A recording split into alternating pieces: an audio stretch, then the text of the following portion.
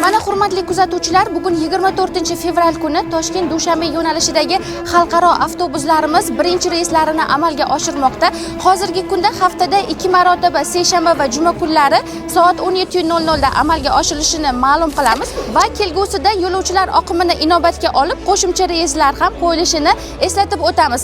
Shu o'rinda avtobusimizni ichki sharoitlari bilan sizlarni tanishtirib o'tamiz. Ko'rishingiz mumkin, komfort darajasidagi yotoqli avtobuslar manzilingizni bexavotir charchamasdan dam olib ketishingiz mumkin bo'ladi. Ko'pchilikdan kelayotgan savollarga ham javob berib o'tmoqchiman. Avtobusimiz Toshkent avtovokzalidan chiqib, Surxondaryo viloyatining Sariosiyo tumanidan o'tib, Dushanbe shahrining markaziy avtovokzaligacha yetib boradi. Dushanbe Toshkent yo'nalishlari mavjudmi? Ha, albatta qaytish mavjud. Haftada 2 marotaba, chorshanba va shanba kunlari soat 13:00 da amalga oshiriladi. Yana bir ko'pchilikni qiziqtirgan savol, ya'ni chipta narxlari nech pul? Hurmatli kuzatuvchilar, hozirgi kunda Toshkent Dushanbe yo'nalishidagi chipta narxlari 315 ming so'm etib belgilangan.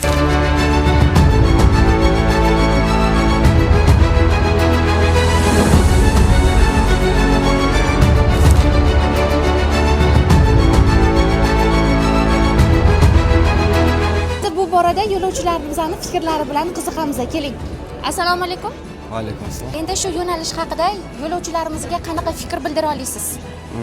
من فکر میکنم که پیش از همه اگر که همین ساحه آنلاینش باز هم تشکل یابد باز هم بهتر میشود و برای تمام شهروندان جمهوری تاجیکستان است توصیه میکنم که از همین رئیسی که ما درباره‌اش امروز گپ زدیم فراوان استفاده برن و باز هم همین گونه رئیس‌ها زیاد شد باز حل میشه.